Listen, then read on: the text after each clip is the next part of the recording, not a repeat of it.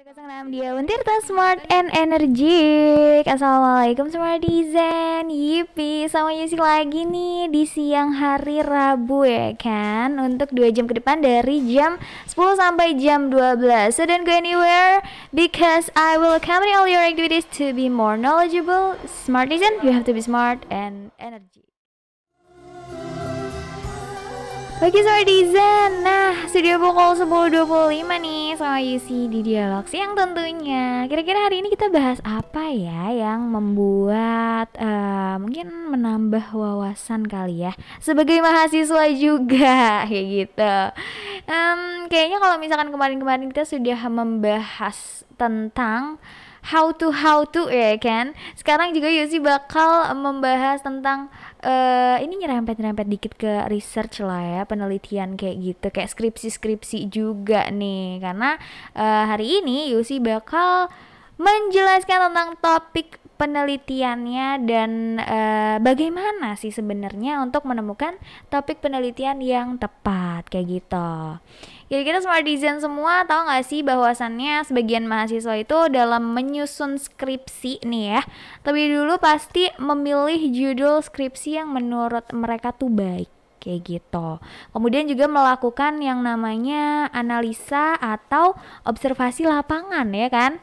Nah, padahal metode tersebut tuh sebenarnya kurang tepat kayak gitu Smartizen. Karena apa? Hal yang seharusnya dilakukan terlebih dahulu itu mencari suatu topik permasalahan. Jadi memang harus menentukan yang namanya topik penelitian yang bisa diangkat nantinya menjadi sebuah tema atau judul atau isu yang diangkat dalam sebuah skripsi kamu nih Smartizen. Dan menentukan suatu topik skripsi itu ya yang berasumsi dari suatu masalah itu membuat kamu akan leluasa dalam mengembangkan ide. Jadi lebih banyak ide yang bakal didapat kayak gitu. Metode dan solusi juga akan secara return berkembalian gitu loh kan ya. Menemukan ide-idenya masing-masing kayak gitu. Nah, lain halnya kalau misalkan kamu lebih dulu menentukan judul skripsi Smartizen, kemudian baru mencari yang namanya permasalahan-permasalahan di lapangan kayak gitu. Bisa jadi masalah yang dibahas nantinya di dalam skripsi kamu itu masalah yang dibuat-buat atau manipulasi nanti jatuhnya. Aduh gimana ya kalau manipulasi kayak gitu ya kan. Jadi pilih judul atau tema atau topik skripsi yang bisa kamu selesaikan tepat waktu. Jangan cuma karena ingin dianggap hebat. Itu adalah kuncinya. Karena apa? Karena memilih judul skripsi sebenarnya itu lumayan rumit ya, karena sulit juga untuk diselesaikan kalau misalkan kamu juga tidak istilahnya tidak hold on dengan isu atau masalah-masalah yang kamu bahas kayak gitu. Dan juga harus relevan ya dengan disiplin ilmu kamu.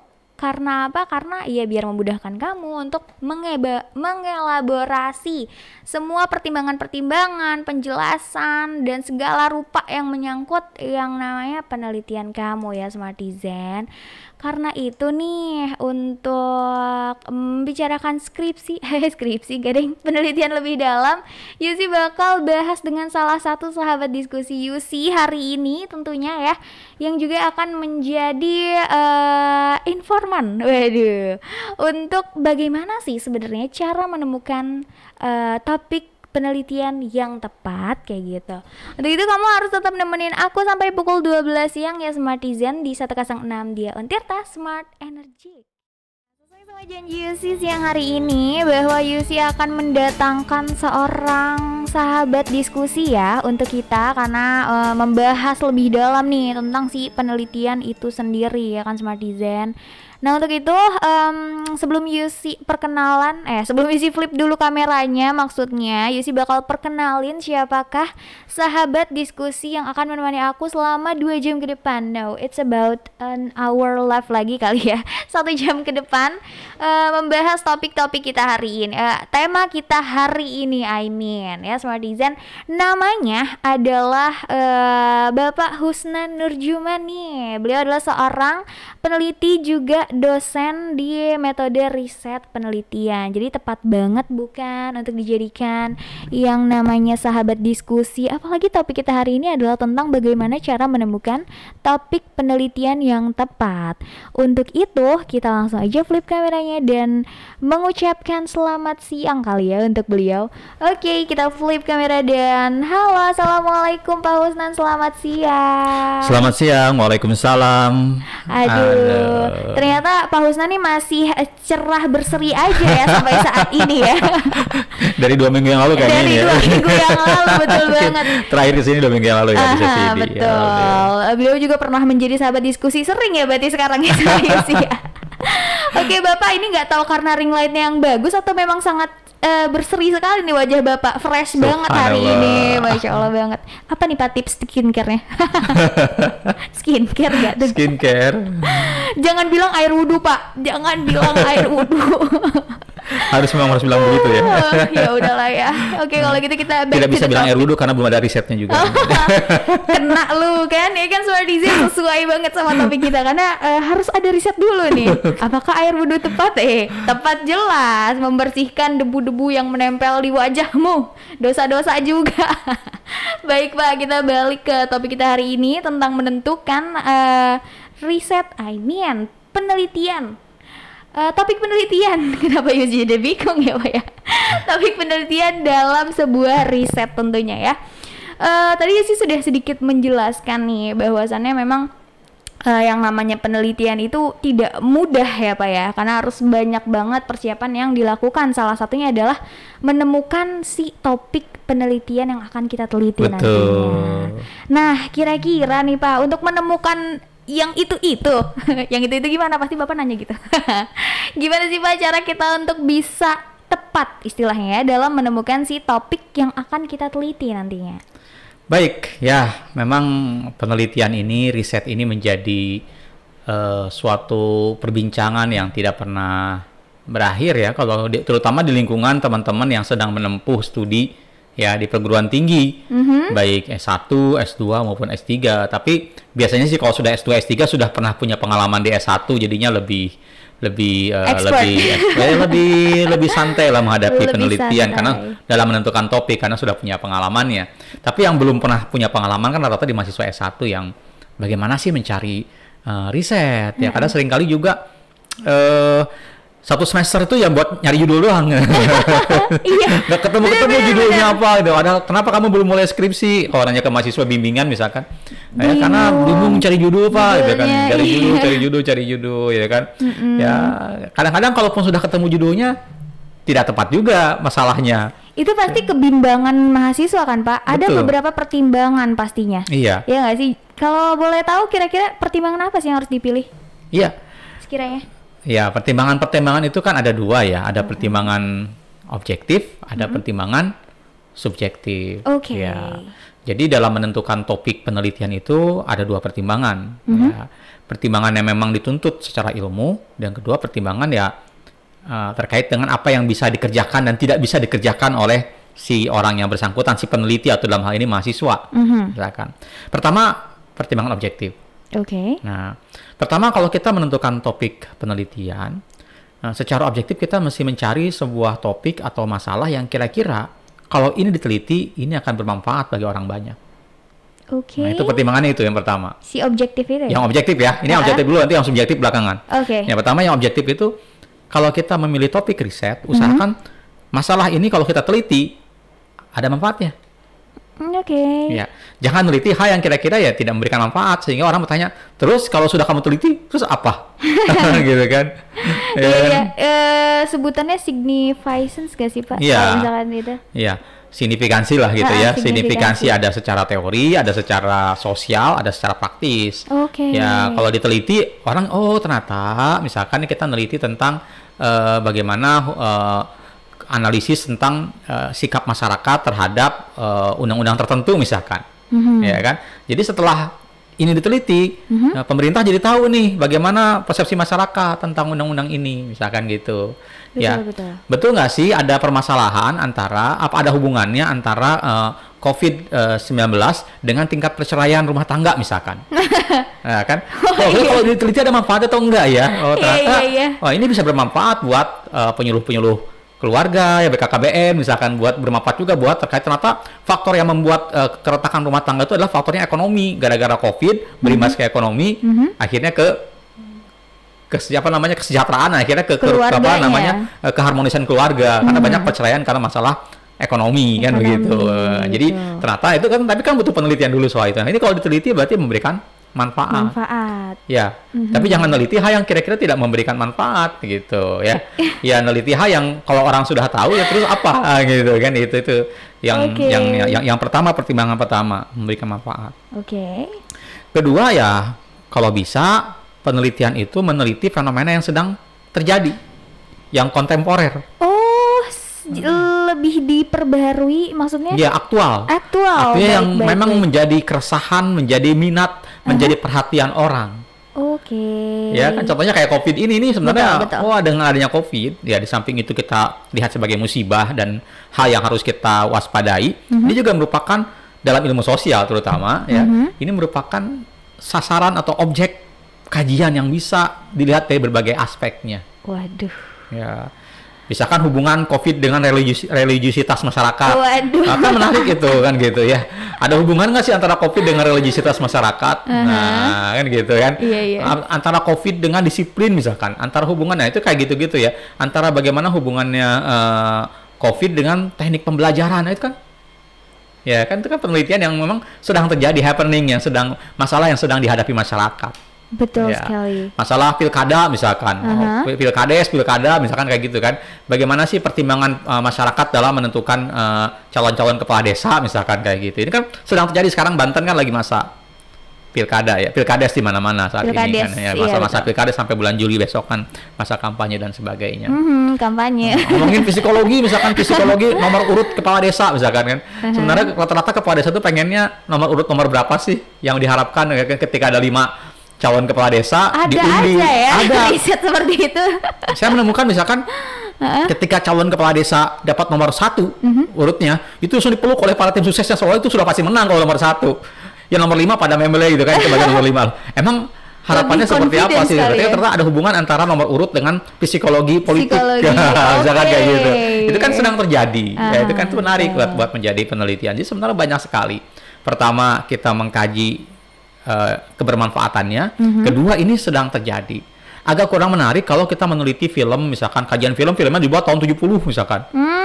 Atau ada orang meneliti lagu ya, lagunya lagu Iwan Fals tahun 80-an. Ya memang bagus lagunya, tapi kan sudah tidak didengar orang lagi misalkan, atau sudah tidak hits lagi, sudah tidak happening lagi, dan orang mungkin tahu Iwan Fals, tapi mungkin lagu itu lagu yang mana ya, mungkin karena sudah lama sekali, kecuali yang generasinya kan gitu kan. Itu juga menjadi persoalan. Atau kita meneliti film yang sudah lewat, sudah film jadul gitu kan. Nah, itu juga tidak tepat. Nah, yang ketiga ya memiliki hal baru, memiliki unsur kebaruan. Baru dalam hal apa? Dalam hal teori. Dalam hal keilmuan, keilmuan lah ya, ilmu sosial. Ini riset mungkin yang saya fokuskan di sini kajiannya lebih ke ilmu sosial ya. Ya, karena mungkin berbeda dengan ilmu yang eksakta sifatnya. Ya. Jadi kebaruan itu apa? Misalkan ada teori nih, misalkan ya, teorinya mengatakan bahwa orang itu sangat dipengaruhi oleh media. Apa yang media sampaikan, maka itu akan diikuti oleh khalayak penontonnya, pendengarnya, pembacanya. Nah, sekarang ada fenomena baru bahwa orang sekarang media itu nggak cuma dengar dan nonton, orang ikut ngobrol, ikut chat, ikut kasih komentar, karena medianya sudah baru. Masih bisakah teori ini diterapkan pada fenomena ini? Ya, itu kan hal baru. Kita ujikan dengan sebuah penelitian begitu misalkan. Nah, jadi coba ada sebuah fenomena ya, ketika dulu anak kecil misalkan kalau lihat adegan kekerasan di TV, maka dia akan ikut menjadi agresif misalkan, terbawa. Nah, itu kan penelitian dulu. Nama teorinya stimulus organism response misalkan. Nah, sekarang apakah masih seperti itu? Ketika anak-anaknya mungkin sudah bisa menentukan sendiri channel yang dia pilih misalkan ya, Bisa sudah dengan fitur-fitur yang baru di media sosial sekarang, apakah juga sama? Nah, itu dicobakan tuh hal baru misalkan kayak gitu. Nah, itu contoh kebaruan. Jadi ada unsur kebaruan, hal baru dalam ilmu pengetahuan. Nah, sekarang ada fenomena misalkan dulu kan TV ya TV, YouTube ya YouTube. Sekarang ada fenomena baru digabungkan antara YouTube dengan TV misalkan gitu. Ada TV jadi YouTube, ada YouTube jadi TV kan ya kan. Misalkan on the spot ya, acara TV tapi isinya tuh dari YouTube. Nah, ini bisa dikaji lagi. Nah, dikaji menjadi sebuah penelitian. Akhirnya media baru ya. Memunculkan konsep baru namanya media morfosis misalkan kayak gitu. Dari hasil penelitian nah itu. Itu kan hal baru ya, hal baru yang terjadi dalam dunia kajian ilmunya. Baiklah kalau begitu. Terakhir yang sebagai pertimbangan objektif adalah ya punya rujukan teori. Oke. Nah, jadi sebuah penelitian itu harus punya sandaran teori, ya baik secara kuantitatif maupun secara kualitatif. Ini dalam riset sosial itu ada dua jenis, ada riset kuantitatif, ada riset yang kualitatif. Kalau dalam kuantitatif, penelitian teori itu fungsinya sebagai kerangka yang mendasari penelitian, maka harus teori itu mesti kuat posisinya, karena penelitian kuantitatif itu menguji teori. Dia menguji teori, misalkan stimulus tadi yang saya ceritakan ya, teorinya stimulus organisme respon, bahwa setiap pesan itu menjadi stimulan, menjadi rangsangan orang memberikan respon. Nah, itu diujikan pada sebuah fenomena yang baru. Nah, itu kuanti. Jadi kalau kuali, teori itu sebagai pendamping. Teori itu sebagai pendamping. Baiklah. Pendamping dalam arti ketika kita membahas ini, ada nggak teori sebelumnya yang pernah membahas seperti ini juga, yang mirip-mirip seperti itu. Nah, gitu kan. Sebagai landasan awal, sehingga kita menemukan hal baru yang mungkin belum dibahas oleh teori tersebut, misalnya begitu. Jadi intinya harus ada kerangka teori, mesti ada landasan teorinya. Sandaran teori, bukan landasan sih. Baik sebagai kerangka maupun sebagai guidance, sebagai panduan. Nah, itu sebagai pertimbangan objektif. Baik Pak, ditahan dulu untuk pertimbangan yang subjektifnya karena ada yang mau lewat dulu nih. Nggak apa-apa ya Smartizen. Aku cut dulu sebentar karena Young Lex and Gamaliel sudah meronta-ronta. Ayo sih, putar aku. Baiklah, this is Young Lex and Gamaliel. Slow and check this out. Kok jadi kayak subjektif gitu sih judge lagu. Aduh, ini mentang-mentang tadi udah ngomongin pertimbangan ya, topik permasalahan di penelitian, jadi ikut-ikutan nih ke daily life kan. Oke, kita lanjutin tentang diskusi kita hari ini. Tadi sudah dijelaskan jelas sekali dengan brief and clear oleh Pak Husnan tentang si pertimbangan apa yang harusnya dipilih harus dipertimbangkan oleh kita sebagai peneliti di suatu penelitian. Istilahnya kayak gitu ya. Dan tadi ada objektif juga subjektif yang cukup panjang ternyata ya setiap poin tersebut. Baiklah, sekarang Yusi bakal flip lagi kameranya dan mengundang Pak Husnan kembali ke dalam frame YouTube kita ya kan, untuk menyelesaikan apa yang sudah kita mulai. Saya kembali. Oke, welcome back again Pak Husnan. Yeah.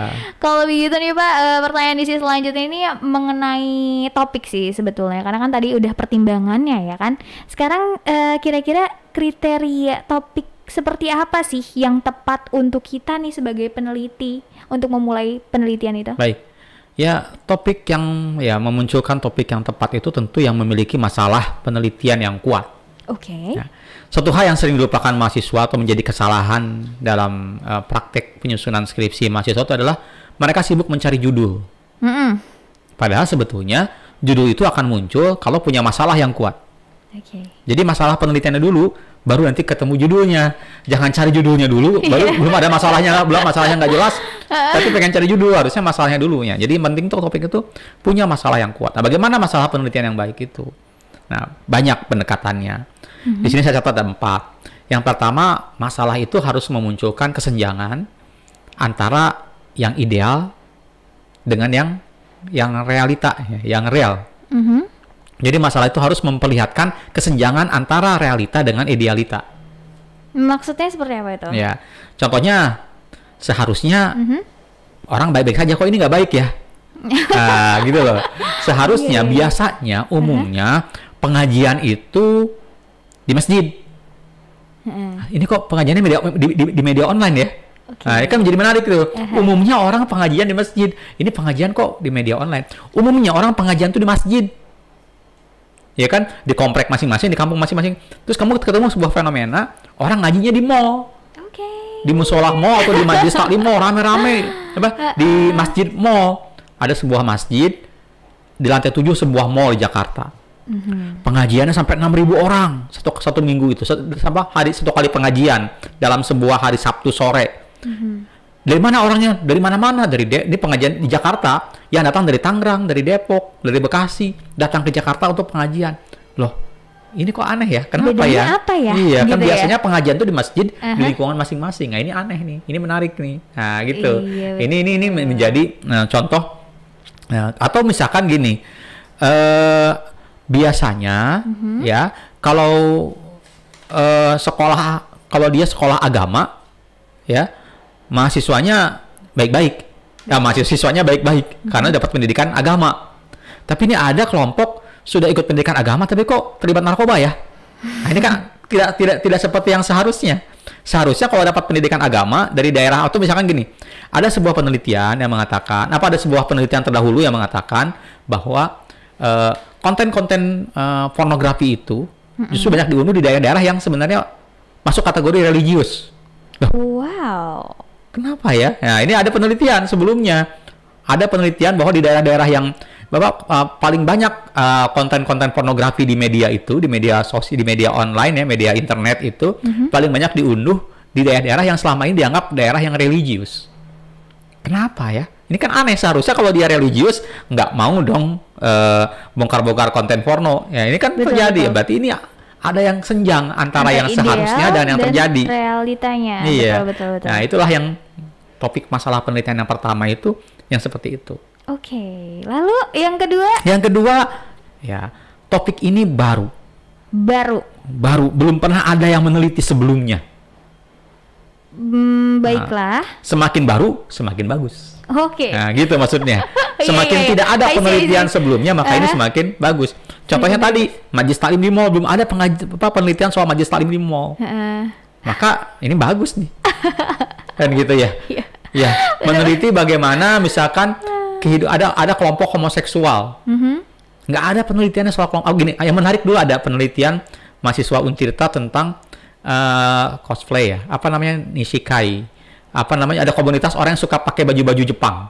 Cosplay. Iya, cosplay ya. Aku taunya cosplay sih. Cosplay ya. Orang namanya Nishikai, otaku anime namanya itu. Itu kan baru. Kan gitu kan? Tidak ada yang neliti itu sebelumnya. Ya, atau mungkin neliti di tempat lain, tapi tidak pada tema yang spesifik ini. Bagaimana konsep diri? Ya, misalkan gitu kan, neliti konsep diri orang-orang yang pakai baju anak-anak Jepang. Ya, anak-anak pakai baju Jepang misalkan gitu ya. Mungkin penelitian soal konsep diri banyak, tapi tidak ada yang neliti soal konsep diri orang-orang yang senang pakai berpakaian ala Jepang misalkan gitu.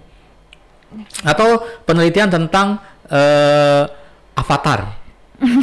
Apa ini Pak sekarang? Mobile Legend. Oke. Dia laki-laki tapi main game sebagai perempuan. Betul banget. Ada ya kayak gitu kan. Nah, ada nggak penelitian? Misalkan ini yang baru ya, berarti itu menarik karena baru. Mostly memang seperti itu Pak yang terjadi. Iya, mostly. Apa sih masalahnya kita identifikasi? Barunya dari segi apa? Dari segi teori psikologi, identitas diri misalkan. Atau nama teorinya kita pakai misalkan apa namanya itu? Dramaturgi nama teorinya. Manajemen kesan. Bagaimana dia membangun kesan bahwa dia itu perempuan padahal dia laki-laki, tapi dia berdramaturgi. Panggung depan seorang figur perempuan, seperti itu. Panggung belakangnya seperti apa? Ternyata dia seorang laki-laki yang jantan maco, tapi dia bermain kayak gitu. Itu kan panggung depan, panggung belakang. Penelitian soal panggung depan, panggung belakang itu mungkin sudah banyak, tapi diterapkan kepada game ini baru. Nah, itu kebaruan namanya. Oke. Nah, gitu kan. Itu maksud kebaruan itu seperti itu. Jadi belum ada penelitian sebelumnya tentang itu. Itu yang kedua. Yang ketiga, yang unik.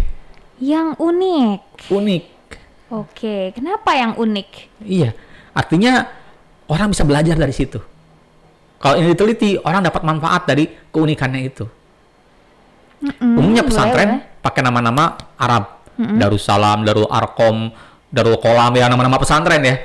Tahu ada pesantren namanya Pisantren. Pisantren Welas Asih namanya. Itu pesantren. Kenapa ya? Unik ya. Ternyata dia ngajarinnya nggak di madrasah, tapi sekolahnya alam. Iya. Dan dia ngajarin perdamaian. Di sana nggak ada ustadz, istilahnya abah sama ambu. Jadi bukan ustadz-ustadz, ini kan keunikan. Ada keunikan apa sih di sini? Ternyata ada nilai-nilai pelestarian budaya atau mengakulturasikan antara Islam dengan budaya Sunda, misalkan kayak gitu dalam pesantren. Ini kan keunikan. Itu bisa diangkat menjadi sebuah penelitian juga ya, seperti yang paling banyak khasnya Untirta penelitian sosial tuh ngomongin Baduy. Betul kan? Sekali. Apa sih uniknya Baduy? Ternyata kenapa orang Baduy itu tidak mau menanam dengan alat modern? Ya, menggunakan mencangkul dengan besi dia nggak mau, misalkan. Ya, istilahnya nggak huma itu ya bahasa orang Baduynya. Itu kan menarik. Ada apa sih? Ternyata itu kita lihat sebagai dari konsep pelestarian lingkungan, misalkan. Nah, itu kan hubungan antara manusia dan alam dalam pertanian masyarakat Baduy. Misalkan itu dalam ilmu sosial bisa kayak gitu, antropologi dan sebagainya bisa dikaji. Nah, itu kan unik, orang Baduy ini unik. Nah, jadi kita meneliti itu yang unik-unik ya gitu, yang tidak ada di tempat lain, cuma ada di sini. Nah, gitu ya. Yang keempat, yang terakhir, subjek yang bagus dalam itu yang muram. Sebentar, ini otak aku jadi terbulak-balik. Pertama yang senjang antara teori dan kenyataan, antara yang harusnya dan yang terjadi. Kedua yang baru. Ketiga yang unik. Yang keempat yang muram. Semakin muram, maka itu topik semakin baik. Muram itu apa? Sedih. Baiklah. Untuk menelitinya pun ikut sedih gitu nanti. Justru penelitiannya bisa memberikan solusi. Oh, that's right. Iya kan? Betul. COVID ini kan kemuraman. Siapa bilang COVID itu menyenangkan? Tapi ini menjadi topik yang bagus kalau diteliti, karena kemuraman COVID itu kita harus cari solusinya. Betul. Iya kan? Kemuraman. Misalkan eksploitasi perempuan di media, itu kemuraman kan? Iya kan? Sangat-sangat muram. Itu diteliti untuk orang tahu ada masalah di sini.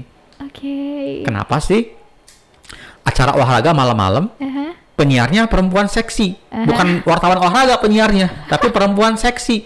Acaranya malam-malam. Kenapa sih? Ini kan kemuraman, ada eksploitasi. Bagi penonton mungkin seperti menyenangkan.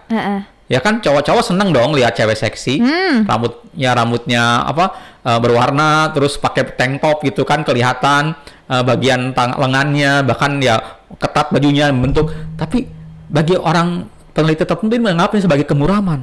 Ada upaya eksploitasi perempuan dalam tayangan ini. Nah, itu namanya kemuraman.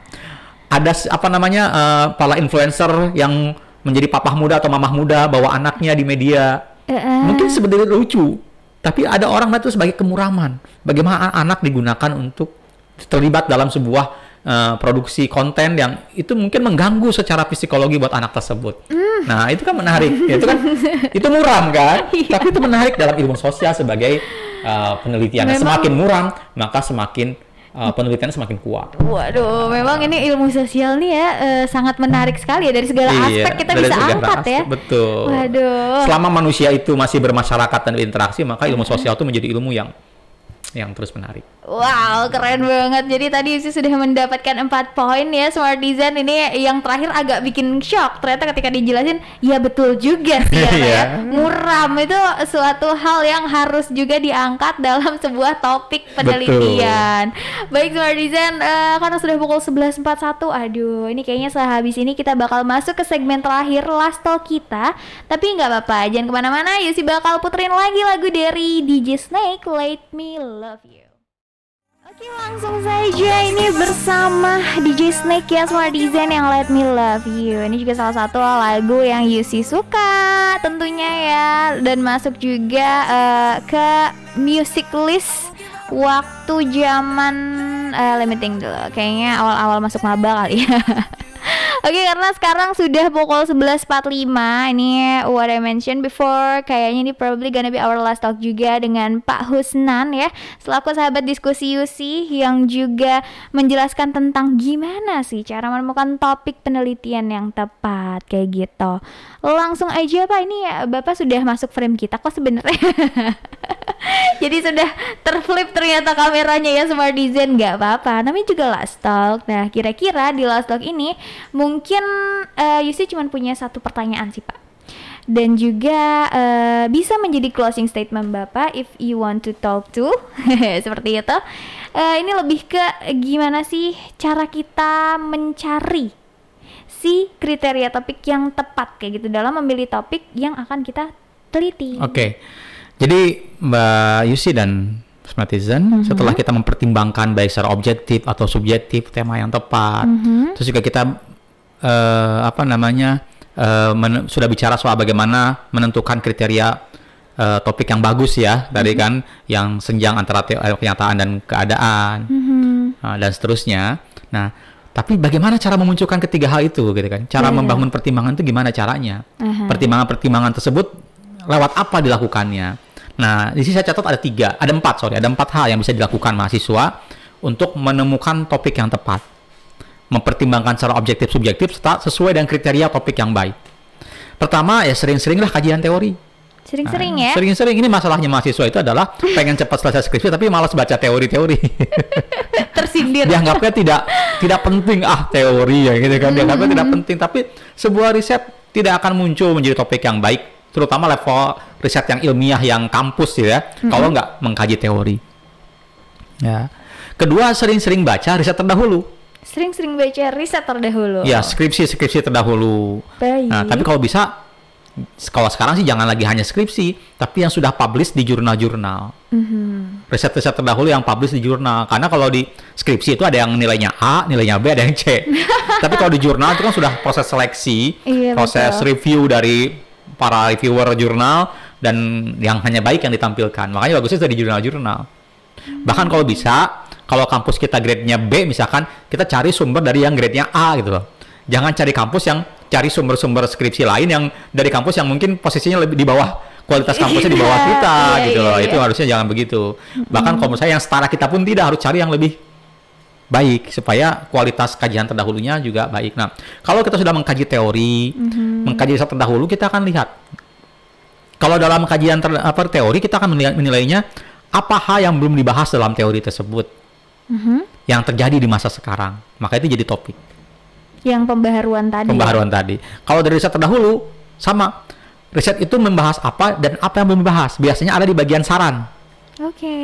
Saran-saran untuk peneliti selanjutnya. Nah, biasanya dalam semua skripsi itu ada saran-saran untuk peneliti selanjutnya. Iya. Ya, itu buat bahan kita menemukan topik gitu kan. Penelitian ini hanya fokus pada kuantitatif, membahas survei tapi belum mendalami tentang alasan-alasannya. Maka penelitian berikutnya mungkin bisa bicara soal faktor-faktor yang melatari fenomena tersebut, kayak gitu. Atau penelitian ini hanya bersifat subjektif, hanya mengumpulkan data dari para pelaku, tapi belum bisa melihat efeknya bagi masyarakat luas. Mungkin penelitiannya itu bisa bicara soal efek tayangan acara ini. Misalkan ada sebuah program tayangan televisi, nah ini hanya membahas sisi kreativitas penyelenggara acara, produksi acara, tapi nggak tahu tanggapan masyarakat. Nah, mungkin peneliti berikutnya bisa ngomongin tanggapan masyarakat, misalkan kayak gitu. Itu kan dari situ. Yang ketiga dari pengalaman pribadi. Iya, apa yang diamati, apa yang dilihat dalam keseharian, baik di dunia lingkungan kehidupan masyarakatnya, atau kalau dia sudah bekerja dari dunia kerjanya, dari tempat dia beraktivitas di UKM, di organisasi, di tempat dia nongkrong, itu bisa menjadi cara kita menemukan masalah yang baik. Dari apa yang dia tonton, apa yang dia baca, itu pengalaman pribadi. Terakhir, eksplorasi minat. Dari minatnya. Kamu minatnya apa sih? Ya, minatnya saya sangat berminat dengan politik misalkan. Ya mungkin cari kasus-kasus yang terkait politik yang sesuai dengan bidang ilmu. Kalau anak psikologi senang politik, berarti ngomongin psikologi politik. Ya kan, anak hukum senang olahraga, berarti bicara soal regulasi olahraga misalkan kayak gitu. Itu kan dari minatnya dia. Itu 4 hal tersebut yang menjadi cara kita menemukan tema dan sebagai bahan kita untuk mempertimbangkan secara objektif dan subjektif serta menyusun tema sesuai dengan kriteria tema yang baik tersebut. Nah, sekarang paling pesan saya buat seluruh mahasiswa yang sedang mencari ilham, sedang mencari inspirasi untuk melakukan penelitian. Aku langsung tertrigger. Gitu kan ya. Baik. Ya, pesan saya adalah jalani saja dengan menyenangkan. Ya kan, jalani saja dengan segembira mungkin ya. Ya, karena anggaplah itu bagian dari bersenang-senang membuat penelitian itu, karena penelitian itu kan adalah meneliti, artinya menelisik secara lebih dalam untuk menemukan hal yang benar. Maka itu anggaplah sebagai petualangan ya, sebagai perjalanan gitu kan, traveling adventure yang menyenangkan ya. Jadi Mari kita buat penelitian, mari kita bersenang-senang dengan membuat penelitian sesuai dengan minat, sesuai dengan pengalaman, sesuai dengan teori-teori yang kamu kuasai. Nah, gitu saya kira demikian. Terima kasih. Thank you so much Pak Husnan.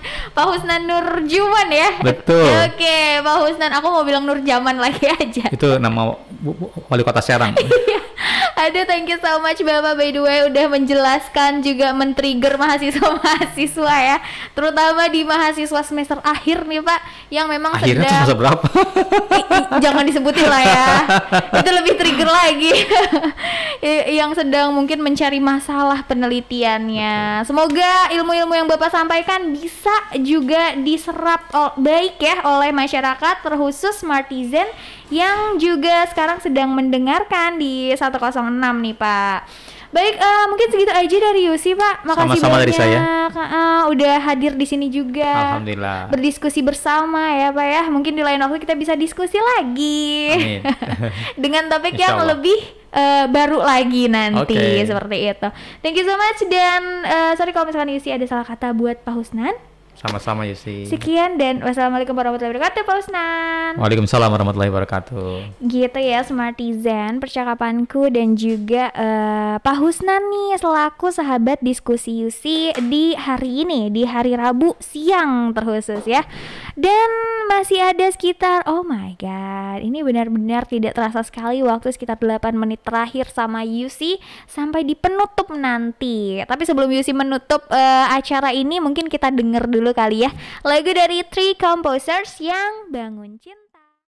Sudah pukul 12.03. Aduh, kebiasaan banget Yusi, pasti ada korupsi waktu. Gak apa-apa ya, ditemenin sama lagu Gigi yang terbang, yang juga istilahnya mengakhiri cerita kita hari ini. Waduh. Nah, sebelum Yusi mengakhiri dialog kita hari ini ya Smartizen, Yusi mau merecap ulang tentang apa aja sih sebenarnya yang udah kita bicarakan selama tadi 2 jam ke belakang ya, bersama Pak Husnan Nurjuman selaku peneliti juga dosen di metode riset dan juga penelitian nih Smartizen. Jadi yang namanya mencari topik dalam sebuah penelitian itu memang bukan hal yang sulit, tapi juga bukan hal yang mudah kayak gitu kan ya. Ada banyak banget pertimbangan-pertimbangan yang harus dipilih dalam menentukan topik penelitian. Nah, pertimbangan yang sudah dijelaskan oleh Pak Husnan tadi itu ada 2 poin. Yang pertama adalah pertimbangan objektif, yang mana pertimbangan ini adalah memiliki memberikan manfaat gitu loh, memiliki manfaat ketika ada topik yang diteliti kayak gitu ya. Dan yang kedua adalah pertimbangan subjektif. Ini lebih ke pertimbangan pribadi si penelitinya, tapi tentu aja memiliki manfaat juga dong untuk penelitian kedepannya kayak gitu ya. Dan yang kedua itu kriteria yang tepat untuk menentukan si topik penelitian nih apa sih Kak Yusi kayak gitu kan. Yang pertama nih, yang penting itu kamu punya masalah ya yang kuat kayak gitu. Aduh, masalahnya kuat nggak tuh? Iya, karena kalau misalkan masalahnya tidak kuat ketika kamu memilih suatu topik kayak gitu, nanti akan beratnya di explanationnya kayak gitu ya. Dan juga untuk mendapatkan masalah yang kuat nih harus banget yang namanya adanya kesenjangan di antara yang ideal dan juga yang realita. Nah, ini sangat-sangat menarik sekali ya bahasannya, karena apa yang terjadi seharusnya dan apa yang terjadi pada masyarakat kayak gitu. Itu kalau misalkan ada perbedaan bisa banget diangkat menjadi masalah topik penelitian kamu. Lalu yang kedua itu adanya kebaharuan. Ya, semakin baru penelitian kamu itu semakin bagus ya Smartizen. Semakin adanya kebaharuan teori kayak gitu itu semakin bagus. Lalu yang ketiga itu unik. Unik di sini artinya menarik ya, ketika kamu membahas suatu penelitian itu tuh kayak topiknya tuh menarik buat halayak-halayak ramai kayak gitu. Apalagi kalau misalkan sekarang itu masalah COVID-19 itu bisa banget diangkat menjadi masalah penelitian karena cukup unik ya COVID-19 ini, si virus yang bisa menggeser semua aspek kehidupan istilahnya kayak gitu kan. Lalu yang keempat itu muram. Nah, semakin muram penelitian kamu, maksudnya tema penelitian kamu, itu semakin bagus juga. Tadi ya Pak Husnan membicarakan seperti itu. Aku juga agak kaget awalnya, ternyata wow, benar juga seperti itu. Dan yang terakhir itu sebagai closing statement dari Pak Husnan, gimana sih cara kita untuk mencari yang namanya tema topik yang tepat untuk penelitian kita. Itu ada 4 poin juga Smart Design. Yang pertama itu harus banget sering-sering kajian teori, karena apa, teori itu sebagai landasan penelitiannya lah ya, istilahnya kayak gitu, yang juga mensupport argumen kita di dalam penelitian kita. Terus yang kedua itu sering baca riset terdahulu. Ini gunanya dan fungsinya adalah untuk menambah wawasan kita juga tentang riset-riset yang akan kita teliti dan kebaharuan apa yang akan kita bawa nantinya ya. Dan yang ketiga itu adanya pengalaman pribadi. Nah, ini juga cukup memberikan efek ya terhadap penelitian kita. Dan yang keempat itu eksplorasi minat. Seperti yang sudah Pak Husnan bilang, bahwasannya ketika aku berminat dengan isu-isu kesetaraan gender equality, which means berarti you see kayaknya nanti eksplorasi minatnya di bagian gender deh, tapi karena aku seorang wanita jadi kayaknya you see lebih menspesifikannya ke dalam feminisme. Seperti itu Smart Design, cara kamu menemukan tema yang tepat dalam si topik penelitian. Thank you so much buat Smart Design semua yang udah nemenin Yusi selama 2 jam ini. Sorry banget kalau misalkan Yusi ada salah-salah kata, dan mungkin Yusi pamit undur diri. Dialogs yang juga pamit undur diri, tapi nanti sore kita bakal mengudara bersama lagi ya dari jam 3 sampai 5 sore. So, thank you so much and bye-bye.